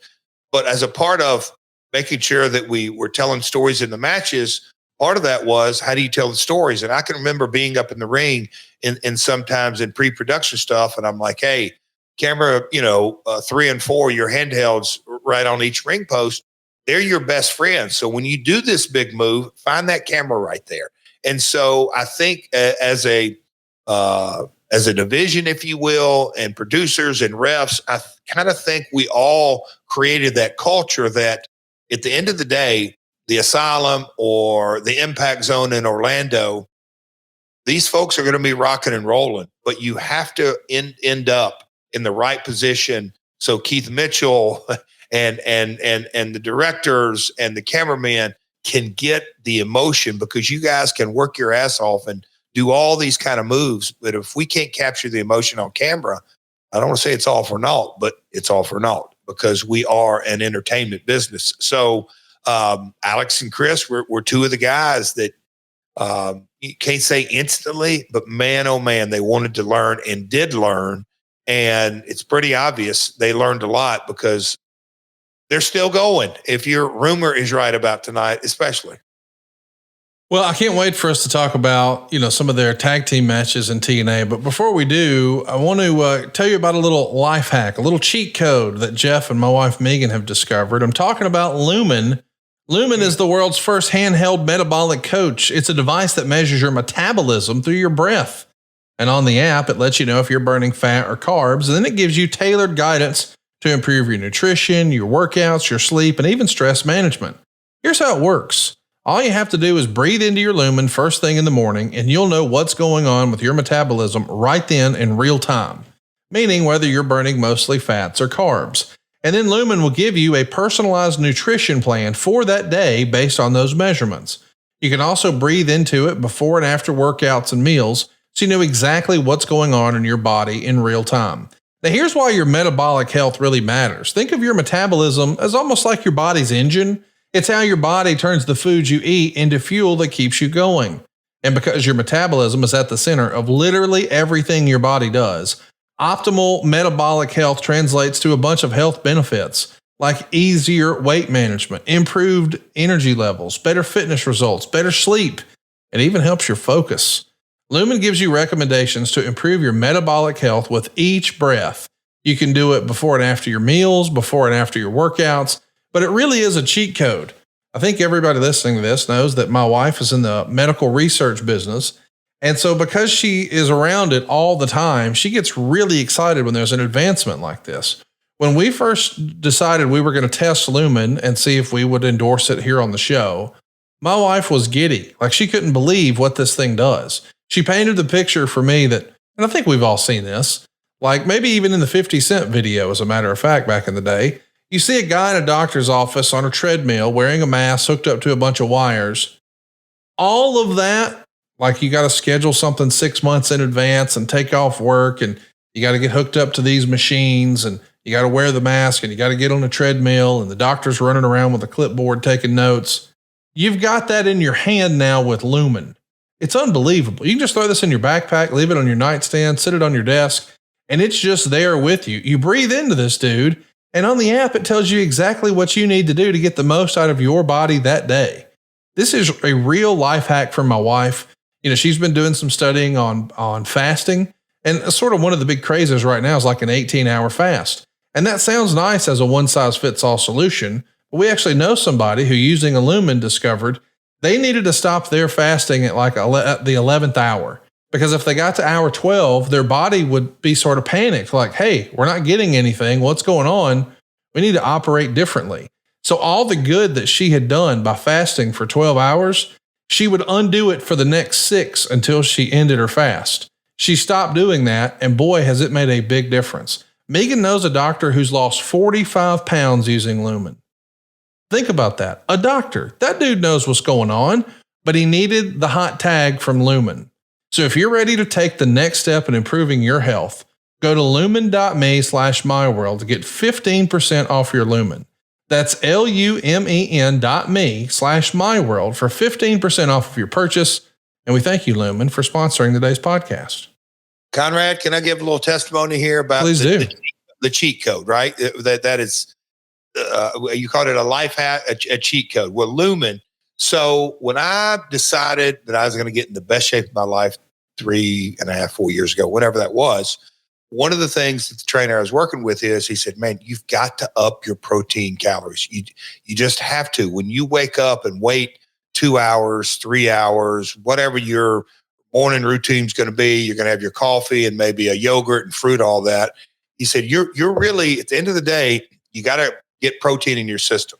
And so one of the cheat codes or life hacks that I started doing was, when I wake up, the very first thing I do after some stretching, but within 30 minutes, I've got a protein shake in me. And before I go to bed, the very last thing I do is have a protein shake. And I think that has really helped me because, you know, when you're sleeping and your metabolism, and that's what Lumen's all about, you're going to burn muscle. And so you've worked out and eat good for, let's say, 70% of the day, but that other 30% of the day, either no calories or junk calories or whatever it may be. So that's really helped. The Lumen situation, if you will, is truly the 24/7 cheat code life hack, because your metabolism is everything, not just, I'm not talking about lifting weights and keeping weight and all that. It's your overall health. If you really want a cheat code for your health, to feel better, if you want to be a better husband, a better wife, a better worker, and I'm not talking about just exercise, I'm talking about feeling better around the clock, even sleep better, Lumen is your real deal cheat code in life for your health. Lumen.me/myworld. Jeff loves it. Megan loves it. You will too. Check it out. Make life a little easier. Go to lumen.me/myworld. So Jeff, you mentioned it earlier. These guys, Chris Sabin and Alex Shelly, first become a tag team over in 01 back in 2006. By April of 07, they're here tearing it up in TNA as a tag team. Fast forward to Bound for Glory 2007, and we see the Steiner brothers versus Team 3D. And that is a big time match. When you think about the Steiners versus the Dudleys, it's knee deep in nostalgia. But what do you know? Here comes Shelly and Sabin running in. They're getting involved in the finish. This is a big opportunity to have bona fide Hall of Famers, legends like the Steiners and the Dudleys working with Shelly and Sabin. And I'm sure that's going to lend itself to some fun promos and chatter. What do you remember about getting Sabin and Shelly in the mix here with Team 3D? And there was, in TNA, it ebbed and flowed, but we would go through cycles. And I think a lot of times, I've used the term on here, rabbit ears, that there would be one comment online and Dixie, and I'm not going to put it all on her, but somebody in the office would say, oh my gosh, people don't know why this X Division guy did this or why they did that, and just hypercritical of this and that, and this and that. And, oh no, Bubba's going to, he's not good for the X division. He's going to talk bad about it and blah, blah, blah, this. And, oh my gosh, Scott and Rick, all they're going to do is just eat up the X division guys. And just all I call it nonsense. And Alex and Chris and others, but they're like, okay, we're going to be put on the same stage, as you just said, and they didn't call them Hall of Famers, but two legendary tag teams. And look, no matter if you're in the X division, tag division, heavyweight, it's pretty simple in this business. The younger guys do a lot more of the bump taking and flying around and the action. It's just the nature of the beast. But when we started integrating these guys, and I'll tip my cap to Bubba, because when he dug in and said, look, let me just run rampant with the microphone on the X division, and let's say everything that people may or may not think about, or but he says, I'm going to do it in a way. And of course, Bubba did that. He was the antagonist, and boy, he did. And I think it's one of the things that got the Motor City Machine Guns. It just was taking him to another level, because they were young kids and played the punk and kind of brash guys, but man, it put them in the mix. And hats off to all 6 of these guys through this run. Let's talk about what happened on Impact. This happened in late October. We got Alex Shelly versus Chris Sabin, Fight for the Right tournament. And they're facing each other here. And very quickly, Bully Ray comes out and says, this match absolutely sucks. You guys are horrible. You're not wrestlers. You're a bunch of wimps. You're nobodies. Meanwhile, Devon attacks both guys, and they're single-handedly announcing that they're here to destroy the X division. Why? Because we can. And I'm wondering, in the benefit of hindsight, would you do this again? You would. Go ahead. Let's talk about it. In an absolute minute, because it's episodic. We knew where we were going with it. We also know, and look, I think you can say a lot about Bubba and Devon through the years, but when they get dialed in, heels or baby faces, they're going to be aggressive. They may take more than they deserve, but in a lot of ways they were taught that way. And I was too, that, hey, if a talent's going to let you take it all, then, well, it'll teach them the next go around. But they were aggressive. But I mean, big picture, Bubba knew in the end he was going to have his ass handed to him. And so the more aggressive that he could be with the quote unquote running down of the X division, the better it was going to be. But my God, you talk about some sensitivities, Conrad. I'm not just talking about online, but internally. And there were some folks were like, I'm not sure about all this. Bubba just running the X division down. I'm like, guys, it's a story. Let it play out. I appreciate that you keep us in check with the perspective. Let's talk about the tag team gauntlet match that happens around the first of the year. It's a who's who of tag team folks. And in the end, after the Homicides and the Lance Hoyts and the Jimmy Raves, and when it's all said and done, the Motor City Machine Guns get the win. And after the match, Johnny Devine, who's pals with Team 3D, they all do a run-in together to attack the Guns. And it winds up where Black Machismo and Petey Williams make the save. They're other X Division guys, of course. And that gets us to final resolution. It's going to be a 6-man tag, Team 3D teaming with Johnny Devine to take on Alex Shelley, Chris Sabin, and Black Machismo. What'd you think of that pairing, Black Machismo with the Motor City Machine Guns? Well, I mean, when you take a step back, Jay, especially with the Black Machismo as a part of the presentation, he had it all. Jay is, to this day, my God, he is out of the fair Saturday. Conrad, he is so good. People, I think in a lot of ways, they just forget how damn good he is. But in those days, he was a great X Division wrestler, and that Black Machismo character was brand new and fresh, and you could play off of it, and Bubba could play off of it. But integrating him into this story, because in a lot of ways, Jay was truly one of the faces at this time of the X division. AJ had moved on to heavyweight and such, but it was a great presentation for the X division. This match winds up in a schmoz of sorts where the referee comes to and damn it, Team 3D has won. And even Mike Tenay says this is crap. And then he calls it a low point in the history of the X division. Team 3D and Johnny Devine win. Fast forward to Against All Odds and we get a rematch.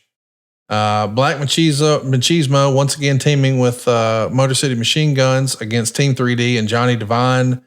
And Lethal and the Machine Guns win. So Machismo, by the stakes that have been laid forward, he's now the X title champion. It's a crazy brawl, something that Shelly and Sabin are not necessarily known for, but that is a Dudley special. I thought they rose to the occasion. Even the newsletters gave it 3 stars. Were you seeing, do you think, them develop into more quote unquote television wrestlers? I mean, we know they can do all the technical stuff and they can do the high flying stuff, but now they're being asked, hey, go do a brawl with guys who are bigger than you, respectfully, older than you, and probably have a different style than you, maybe a little slower, maybe a little more old school, but they rose to the occasion. They made it work here in a big way. And look, when you kind of look back at now, God, Conrad, we're almost 18 years removed, 17. I mean, we're a ways, but when you kind of look back on this era, and one of the conversations or multiple conversations that I would have with Bubba or others about the X division, me and Dutch had a few of these conversations. It was, hey, let's get these guys out of their comfort zone, because working a 6, 8, 10, 12, or even 15-minute X division match on TV, these guys were great, but match after match after match like that, then they kind of all ran together. Get the Motor City Machine Guns out of their, I don't want to say just comfort zone, but something a little bit different. And Bubba and Devon, absolutely, obviously coming from their ECW days, knowing how to create chaos in a studio brawl or whatever it may be. It was good for not just the guns, I mean, Motor City Machine Guns, but the program as well. It was a different flavor for X division talent. It doesn't necessarily result in them moving way up the cards. I mean, Motor City Machine Gun is always in the mix, but it's not until the summer of 2010 that they taste some tag team gold. It happened at Victory Road 2010, and although the show only got 37.5% thumbs up, the best match poll, it was only Motor City Machine Guns and Beer Money. They got 4 stars in the Observer and the Torch, and when it's all said and done, the Motor City Machine Guns win the vacant tag team titles. Wade would go so far as to say this was the highlight of the show. The crowd was quiet early following the strong reactions to the Flair match, but eventually they got the crowd back. I think this is a cool moment for them, and it's a great testament to what you guys built in TNA. I know that, as you said, you gave credit to 0-1. They did tag in Japan before they tagged here in America, but I think most people listening to this would still consider the Motor City Machine Guns to be homegrown talent from TNA. Oh, for sure. And there's no doubt that Beer Money was. So here's 2 of your most successful acts 14 years ago, putting on an absolute clinic in the middle of a card where maybe a few years prior expectations wouldn't have been big. But on the other side, it feels like all 4 of these guys have raised their star power a little bit. What do you remember of this match at Victory Road between Beer Money and Motor City Machine Guns? You know, Conrad, I think it was 06 that the AJ Styles, Samoa Joe, Chris Daniels 3-way that I think some people, the greatest X division match of all time. And you know, that process didn't start in 06. That started in 02. So building, you know, AJ was there from day one, Daniels almost day one or maybe day one. Joe, you know, he came in and got the momentum going and all that, built all that. The Knockouts division, you know, we had Gail and a few others and 4 or 5 ladies. There really wasn't a Knockouts division, but we started building it and built that up, and it took us a couple of years. And then, you know, Gail and Kong were, you know, at the time, the greatest women's feud of all time or whatever the accolades, but they really had a good story. But that took a couple of years. When you kind of look at the tag team division, and we had, like we're talking about, we had the Steiners, we had the Dudleys. I could probably go on and on about different established tag teams that had come from WCW or WWF or whatever it may be. But when you kind of look at the tag team division as it began to develop, and you had America's Most Wanted and Triple X and different teams, but you talk about the two homegrown teams, it just took time to build. And of course, Storm was with America's Most Wanted, a great tag team. Alex and Chris were both tag teams. Bobby was a part of Team Canada. So just as the established got going, and we captured kind of lightning in a bottle with Beer Bunny, because those were two guys that were on singles careers, that it just kind of fell in, and it just boom took off, and the name and the personalities, all that was super cool. But when it got down to it, and you saw the Guns versus Beer Bunny, and knowing they're homegrown, and it's I'll call it four guys that are youthful.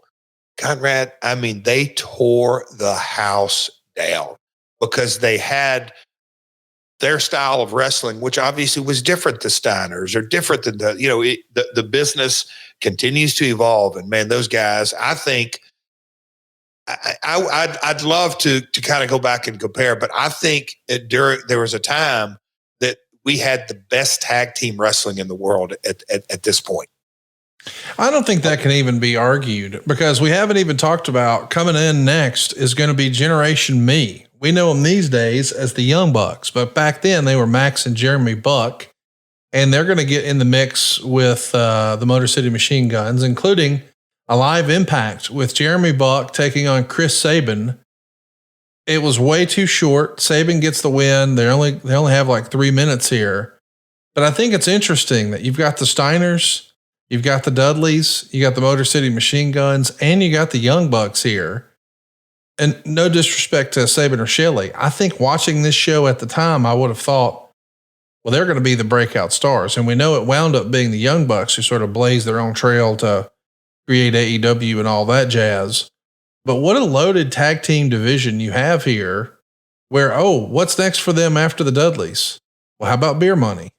Well, what's next after Beer Money? Well, how about the Young Bucks? I mean, this is as loaded for bear as you could be in a tag team division here. The flip side, and I looked at this because 08, 09, 010, and we've talked about it a lot on here. Conrad, we had 2 hours of primetime television, and that's it.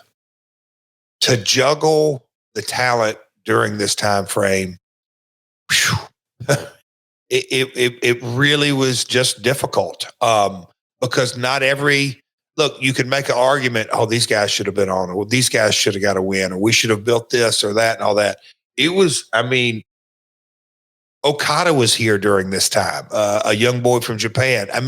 Conrad, when you look at the roster sheets from 08, 09, 010, we can get into 11 and 12 and 13, but I think this match you're talking about, Flair was on this card in 2010. So yeah, it was a cool time to be in TNA for sure. Let's talk a little bit about Bound for Glory 2010. Check this match out, guys. It's an opening match with the Motor City Machine Guns versus Generation Me. That's the Young Bucks. And they go 12 minutes and 52 seconds.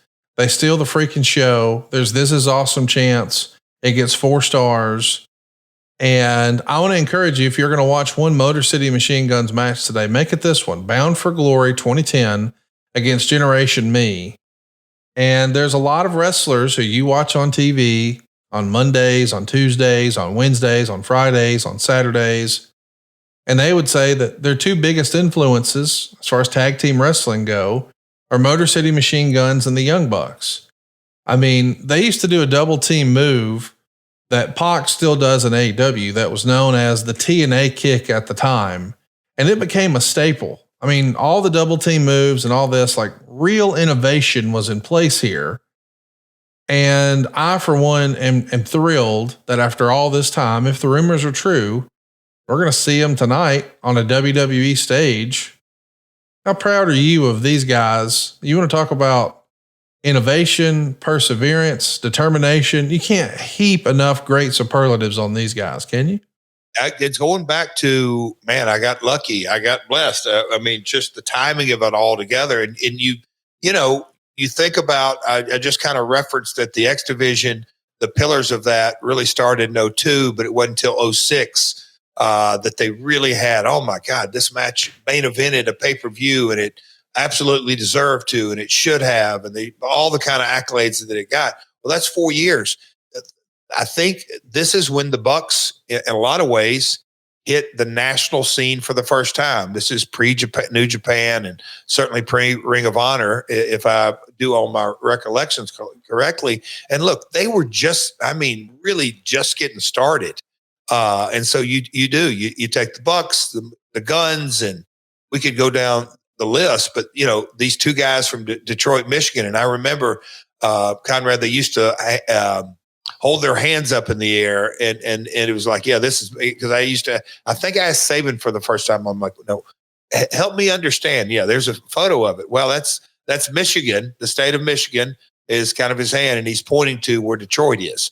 The two Detroit kids, and it's pretty cool just to kind of see their career trajectory, and look, timing is everything in this industry. Oh boy, it goes without saying. But man, when your cream always rises to the top, I'll just say that when you've got talent and you really know what you're doing inside the ring, I mean, to a degree that most people don't even realize some of the things you're doing, you're going to end up on top. Well, I know you love to wind up on top, and they say first impressions are important, but what about lasting impressions? Well, that's where Blue Chew comes in. Here we go. I know Jeff Jarrett likes to be on top, but I have a reputation for working from underneath. Blue Chew helps give men longer lasting and stronger erections so you can perform at your very best. Blue Chew is an online service that delivers the same active ingredients as Viagra, Cialis, and Levitra, but at a fraction of the cost and in a chewable form. Which, if you're Jeff Jarrett, is good. Like if you're wanting to get hard and put on a show, but you're looking for a deal, you're kind of thrifty. The process is simple. Sign up at BlueChew.com, consult with one of their licensed medical providers, and once you're approved, you'll receive your prescription within days. Blue Chew's tablets are made in the USA, prepared and shipped directly to your door. And the best part? Well, it's all done online. That means no visits to the doctor's office, no awkward conversation, no waiting in line at the pharmacy. Take them anytime, day or night, so you can plan ahead or be ready whenever an opportunity arises. I'm telling you, this is like a hot tag for your wiener. And Jeff Jarrett, when he discovered Blue Chew, let me just tell you, he started bumping and feeding a whole heck of a lot more. Blue Chew wants you to have the confidence to perform at your best, so discover your options at BlueChew.com. Hit them with the stroke, Double J. And we've got a special deal for our listeners. Try Blue Chew free when you choose our promo code, MyWorld, at checkout. Just pay $5 shipping. That's BlueChew.com. The promo code is MyWorld to receive your first month free. Visit BlueChew.com for more details and important safety information. And we thank Blue Chew for sponsoring today's podcast. And don't say choke on that, Slapnuts. I don't like that as much. Now choke on that, Slappy Connie. Hey, what an incredible run Motor City Machine Guns had in TNA. Unfortunately, they did get the injury bug. I know they're going to keep this feud going with Generation Me. They're going to culminate in a Full Metal Mayhem match, and then eventually drop the tag straps to Beer Money in January. And that's when the injury bug hits. Alex Shelly is going to hurt his collarbone, and he's going to be out for a few months. And as soon as he comes back, Sabin almost immediately tears his ACL and MCL. So he's going to be on the shelf for a bit. Alex Shelly is going to have his contract expire in May of 2012. And you and I have never talked about this, but do you recall why his contract was not renewed? Like, once he's back at full strength and Chris Sabin's back at full strength, they're barely used on TV. And then we see Shelly say, okay, well, I'm not welcome here anymore. What happened? Did he quit? Did he not renew? Did you not offer him another deal? Do you recall? And here's where you kind of get into the devil of the details and the story behind the story. in 2011, Conrad, I was at this point, completely out of creative. I mean, and not told anything, candidly. Completely, it was Hulk. It was that we'll call it that 5-headed monster that was never productive because there was never one true boss. It was Dixie, Hulk, Eric, Bruce, and Russo. And, a different, but I don't think and not just these guys, but there was several that, okay, Alex isn't going to fit. Well, we're not going to cut Chris because he's on the injured. Now we brought him back. And when they brought him back, I think he became world champion. But Conrad, I was not in the know on any of this. So I'm definitely not the one to ask. But I do remember, because obviously I was international and live events, and I was like, man, there's value in Motor City Machine Guns merch and tag on live events, because we had series of live events where they did well, but that was not in the cards. And so, as we know, by 2013, our live event program was headed south quickly. But even in 2012, I don't think we had them as regular as we wanted. But so Conrad, I'm definitely not the one to ask, but they fell out of favor with Dixie. There's no two ways about that. If she wanted them to resign, they would have, but for whatever reason, Alex, to my knowledge, my recollection, fell out of favor with her. Let's mention that Shelly's main priority is going to become New Japan Pro Wrestling. He's going to be teaming with Kushida here and have some great success. Sabin winds up enjoying success in the X division, but almost immediately tears his knee again, this time tearing his ACL. When he comes back in 2013, now he's straight to the world title. I know that the Motor City Machine Guns reform in 2016. You were briefly around TNA a little bit in that era. What can you tell us about, where you were on the Motor City Machine Guns when you're back? We'll call it 2017 with TNA. Just to backtrack just a little bit, Alex and Kushida, what was their time splitters? Man, they had a really, together, 1 + 1 to me didn't equal 2. They had a unique charisma about them that it just translated. You didn't have to be a Motor City Machine Gun fan or a Kushida fan. Those two guys together, I thought, had a real charismatic look. But as it got into TNA, to my recollection, we could not afford them and they weren't available. And then the wheels fell off, as we know, into 2017. But I've always been a huge fan. He goes, and both those guys know it. Of them as a team. Once they became a team, they were an established act and could work heel or babyface. They just had real good chemistry and they made your program better. I know that Alex Shelly has always had a real life gig. He's had a real career and a real passion for his real life. And he's, at times chosen to take some time away from wrestling to really pursue that career and give it his all. And it's tough to wear two hats. And I certainly understand that, but we did see Motor City Machine Guns come do one shot in AEW in 2022 at All Out right before you got there. And as we sit here as this recording, the last we heard is they were free agents. Now, lots of whispers, lots of rumor and innuendo. They're going to be showing up in WWE on NXT tonight.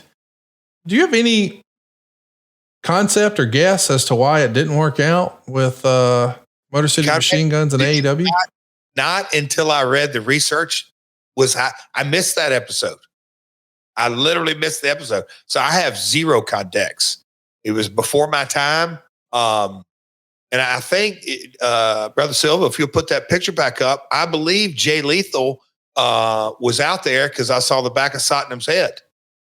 Yeah, I mean, it looked like they teamed with Jay Lethal and Sanjay Dutt, and it felt like this could be a spot for them. And then, of course, as you always do, you come in and suck up all the money, and now you're there and they're out of here. I mean, do you just want to spill the beans here that you personally barred them for life from AEW? Of course I did. But it goes back to Sanjay J, Sabin, Shelly, all X Division guys that all, developed relationships in TNA. But I have no idea. That's a good question. I'll ask him at Dynamite tomorrow. Overall, I mean, I know that they're gonna start writing a new chapter, or at least we're led to believe they're gonna start writing a new chapter tonight. Well, you got some bad baseball, pal. How do you view the legacy of Motor City Machine Guns? I have to give my TNA experience, but I believe those two guys will never get the credit they deserve for the growth of TNA tag team wrestling, because America's Most Wanted, you kind of look back, and I've given the quick snapshot history, but when you look at Beer Money and the Guns, I don't think you could name two more important teams. Early days, America's Most Wanted, but I can't say that they had the opponents and the roster, how it developed, and everything that goes with it. But boy, oh boy, I don't think you can go back and look at so many different Guns Beer Money matches. Yes. They were at the very top of the TNA tag team division. And they kind of, they as important, I'll say this, as important as Gale and Kong are to the Knockouts, kind of putting their stamp on professional wrestling legacy, I think the Guns and Beer Money are the same with TNA tag team legacy. Go out of your way to enjoy some Motor City Machine Guns, one of the most underrated, imitated tag teams in history, real innovators, and I'm pulling for them. I can't wait to see what's next for these guys. Any matches you would recommend besides Beer Money, or any moments stand out to you as one last plug for the archives for TNA? I don't know if these are available on the app, but the Bucks and Guns had, I think they had a couple of explosion matches. They had the singles that we talked about. That pay-per-view match. But if you want to go back to the early days, that brawl that those guys had, any of the 3D stuff, they had a couple of TV matches with those guys. You know what? If you're a tag team wrestler out there and kind of want to watch the growth, and I encourage guys in seminars, don't watch just one match.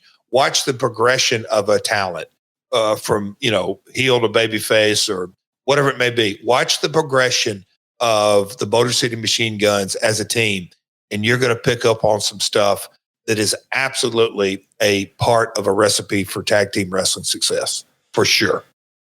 I'm excited for what we're going to be doing in the coming weeks here on My World. But before we put a button on today's show, I wanted to recognize a comment that Tony Flowers actually posted in our live group chat here. We've got a live studio audience.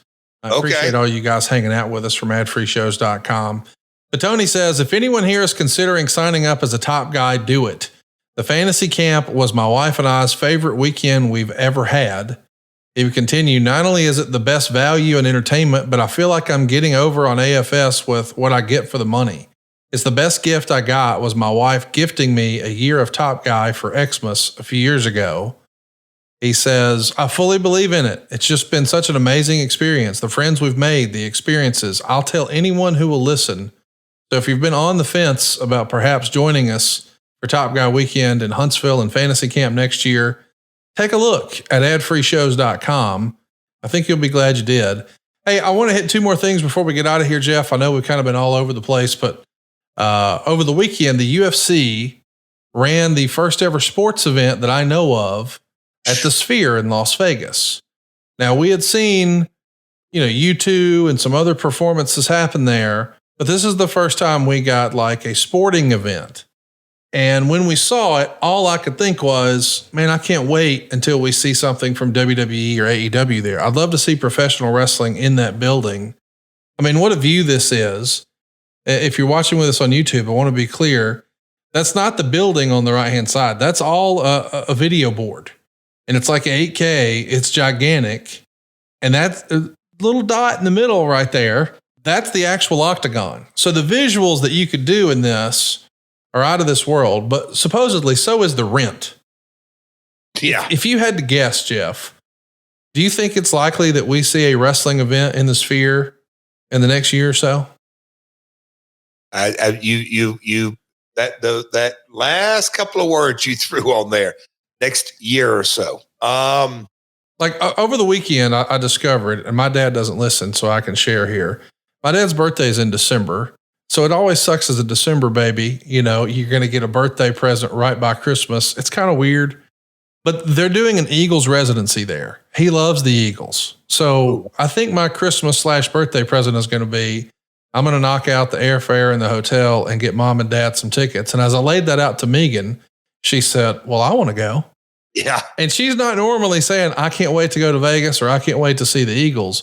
But the Sphere makes it an attraction all on its own. And no disrespect to AEW, everybody listening to this knows I'm a fan. But I felt like the first year they ran Wembley, on some level, Wembley was a part of the attraction. Wembley was a part of the draw. Yes, I want to see wrestling, but I want to see it in this building.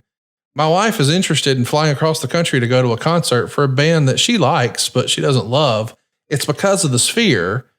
But because of that, they can charge premium prices. Like, as I took a look, I think the most affordable tickets that I saw were like $1,000 for the Eagles. A piece each. So for, you know, when she says, oh, I want to go, I'm like, well, no problem. That's just another $6,000. Okay. Yes, exactly. But either way, though, I would love to see wrestling there. Do you think it's going to have to become more affordable before TKO or AEW pull the trigger? I heard the number was 20 million. And look, there are the Wembley Stadium you mentioned. Next week, Arthur Ashe, built for tennis. The sight lines, if you will. Wrestling next Wednesday is such a cool atmosphere, but it ain't cheap. And so when I put on my promoter cap and really look at the ROI on what do you have to charge, and I know you're not going to get it back on the live event. It's just, I would say, impossible. So why is it a vanity deal? Is like, what are we doing here? You know, that thing we were texting about, Conrad, the virtual reality, how to watch a ball game. And there's only 2 of them right now, but you can go in and watch a game and you can watch from, you know, the arena seats or the end zone and this and that. You know, I think that's obviously coming, but Conrad, to run a show in the Sphere, I don't see it happening. I'll say in the next 12 months. I just don't. I may be wrong, but you've really got to gross a boatload of revenue just to get to sea level. Now, to be clear, Jeff, I don't think it's a $20 million rental. I think it's all the other added expense of, and I know we're getting way in the weeds here, but I've ran a couple of national television commercials. And in order to do that, they have to be shot in a certain format. They have to be sized a certain way. Like, there's very specific technical deliverables that have to be there. The specs have to be right on for it to air on broadcast television. Well, normally, I know I'm way dumbing this down. We used to watch TV in 4:3. Now we watch it in 16:9, so you don't have those boxes on the side. Our TVs are rectangles now instead of squares. So all of our content is created in that shape.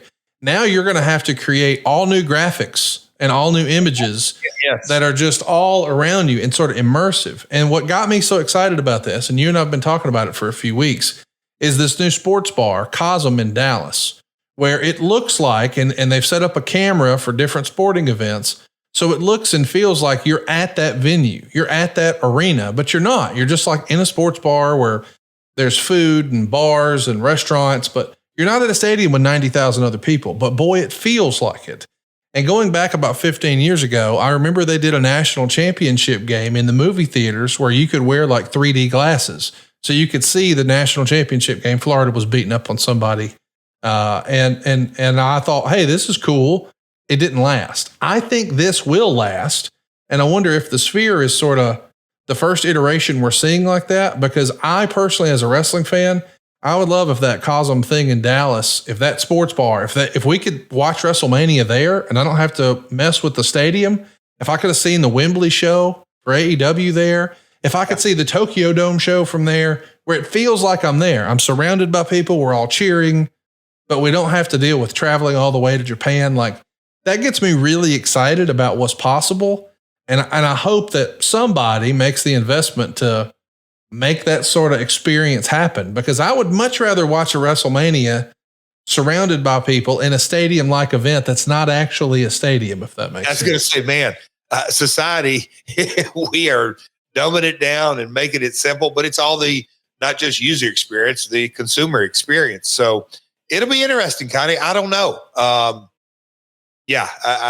mean, I don't know. I read a couple of different follows over the weekend about what that UFC event cost. And so that, a lot of revenue's got to be generated for that to make sense. But it does make me wonder, once you have, I mean, because as you know, just look at like, man, 25 years ago, the idea that you had a TV hanging on your wall, it was like, oh, that's 42 inches and 25 grand. And now we can run down to Sam's or Costco and get a 90 inch for like $800. Like it's twice as big for a fraction of the investment. But the idea that that might be where we're headed is really exciting. And I can't wait to experience wrestling in a new way. So we'll see what happens there. It'd be nice to see the Vols third Saturday in October. Take a slash into your Roll Tide, boys. You know, you made a bet here last season, ahead of that Alabama-Tennessee game. And you said that if Tennessee lost, you'd be decked out in full Alabama garb. We're about out of time, Conrad. We are out of time, but I'm just saying we got a month for you to think about that. And in the meantime, I hope that nothing happening. Chris Parks is listening, because what I saw over the weekend was old Clipboard Joey go 0-2 out there with his frosted tips, looking like Jeremy Borash in 04, looking like he's ready for the damn NSYNC reunion. What's he going to do? Step up and replace Justin Timberlake? Bye. There goes the Bengals shot. They suck, Chris Parks. Question. Who beats the Bengals? Everybody. Yeah. Man, they're just trash. Oh, Clipboard Joey, you called it in a loud and clear voice many moons ago, Double J. You're a soothsayer is what you are. You absolutely obliterated Chris Parks and all of his dreams. Damn Bengals, nothing happening, Clipboard Joey. It's an embarrassment, Jeff. You know, Connie, that picture that leaked, man, what kind of buzz it got talked about, the WWE picture, and we talked about it, and just our comments. I heard there was a big, huge number on Instagram Reels or something. Everybody's talking about that. And you know, our boy Chris Park was a part of that. Yeah, right? He was. Was he holding a clipboard during that picture? Oh, God. Was he? I don't want to go out on a limb, and I don't like to fabricate stories, but I believe his fandom to Clipboard Joey has gone to another level. They're both absolute losers. Absolute losers. My goodness. You know what? Should I pull up a fantasy football score? Please do. Oh, let me just look up. I'm embarrassed for him. Are you? It's bad. You know, like, I mean, it's just bad. It is. I don't know another way to say it. I think what we should have is we need to have some stakes. I need Cody to hit him with a pedigree and some thumbtacks or something. Oh my gosh. Just old school. Conrad, I know that we are.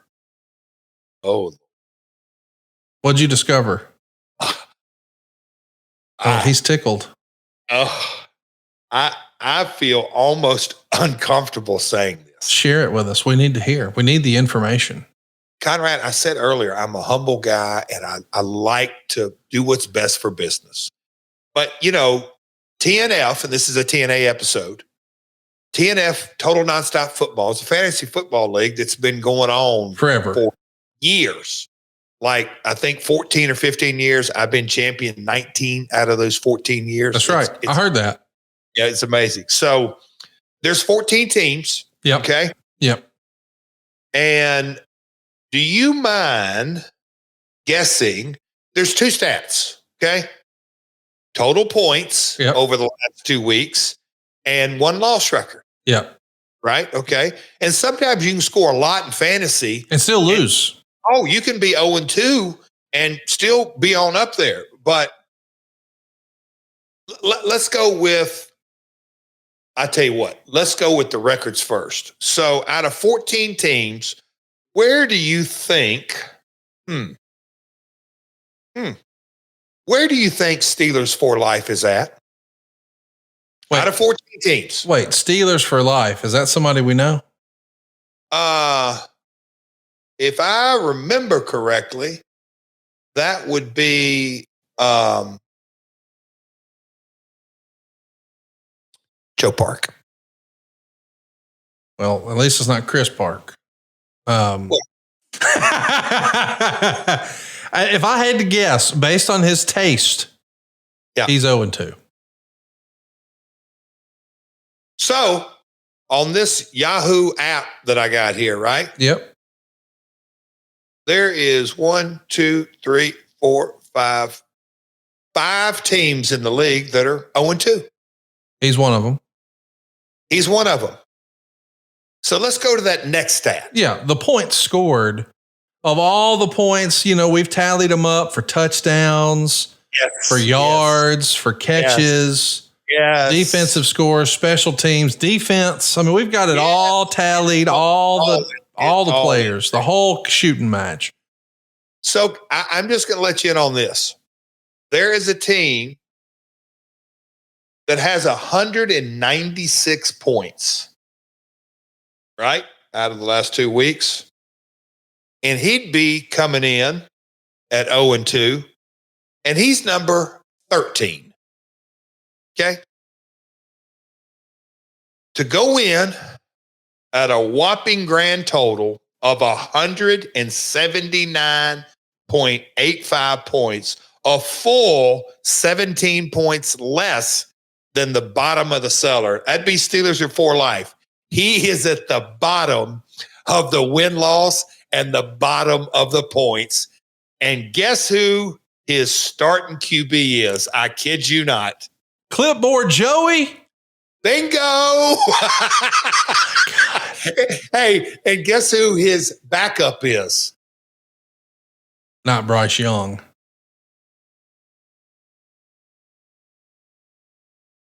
Oh, Tua. Oh, goodness gracious. Boy. He's got Tua and Burrow. Listen, you know what? This is new information I didn't know ahead of time. And Mr. Parks, bless your heart. Lord, bless your heart. Well, the beatings will continue, and I can't wait in the coming week. Oh, look at there. It's the Abyss Starter Pack. If you want to fail at fantasy, come on down, get you a clipboard, take notes. You too can be dead last in your fantasy league. You just got to pull for losers like Joe Burrow. What a way to end this episode. I've got to catch a flight. Lord have mercy, but we didn't know what we were going to get in today, as Conrad said. We certainly didn't know how we were going to end. We just knew that we wanted to do. We had a little fun. Catch Double J this Thursday at High Spot. Sign it live. Catch Double J this Saturday. Shoes Baseball, Capital City Clash, Big Ben Bishop. It's all happening in Springfield, Illinois this Saturday. Tickets are on sale starting at just $20 at shoesbaseball.com. And don't you dare miss it on Monday. There's no wrestling on Mondays. I don't know if you know that or not.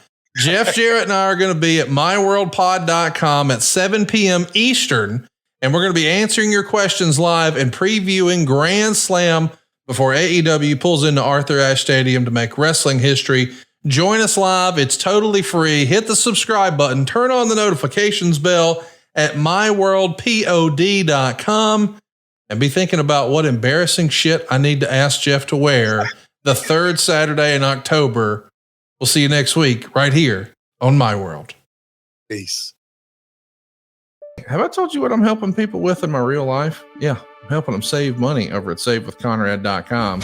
If you haven't already, what are you waiting for? Go get yourself a quick quote. Interest rates have improved and people are realizing, hey, now's a chance to save some cash. And I'm talking to you. If you're still on the fence about buying a house, we can get you out of that apartment, tell your landlord to kiss your grits, and get you into a brand new house. You can do that with 5% down, with 3.5% down, and yes, there are still no money down options available in 2024. SaveWithConrad.com is your first step. We're going to ask you, hey, where are you now and where would you like to be? And we're going to get you on a path to fit those short-term goals, but really meet the long-term goal that we all want, and that's to appreciate the American dream. The American dream isn't to give 29% of your gross monthly income every month until you die to some banker. No, you want to own that thing for real, your own piece of land for you and your family, your legacy. And we want to help you get one for yourself at SaveWithConrad.com. You don't need perfect credit. You don't need money out of your pocket. And maybe you've already got a house, but it'd be nice if you could pay a little less. We're routinely finding a way to help our podcast listeners combine all of their debt, and I mean all of it. Credit cards, personal loans, even car payments. Get it into one low monthly payment. Not only is it a better interest rate, it's also a greater tax deduction, but maybe most importantly, a much cheaper payment. We're routinely helping our podcast listeners save $500, $600, $700, even $800 a month. But how much can you save? Find out right now at SaveWithConrad.com. You guys, the housing market's really good right now, too, for you folks out there that are thinking of making a change in your overhead or your living conditions. Now's not a bad time to make that move. Nowhere better to do it than SaveWithConrad.com. He's going to save you money. He's going to be honest. And it's like dealing with a friend, an educated friend. And boy, there's a lot of uneducated and unfriendly people in that world. Conrad Thompson is not one of them. Well, I appreciate you saying that, Jim. Check out our reviews online. You're going to see we've got more than 1,000 5-star reviews. Customer service is what it's all about. We want to be your mortgage advisor for life. So there's no application fee. There's no credit report fee. We just want to talk, man. Hey, tell us where you are and tell us where you want to be, and we'll try to help you get a plan to get there. We want to be your advocate, your humble advocate at SaveWithConrad.com. Attaboy, Connie. Look at those cheeks, ladies. Look at those cheeks, ladies and gentlemen. My God. How could you say no to that, right? NMLS number 2129, Equal Housing Lender. SaveWithConrad.com.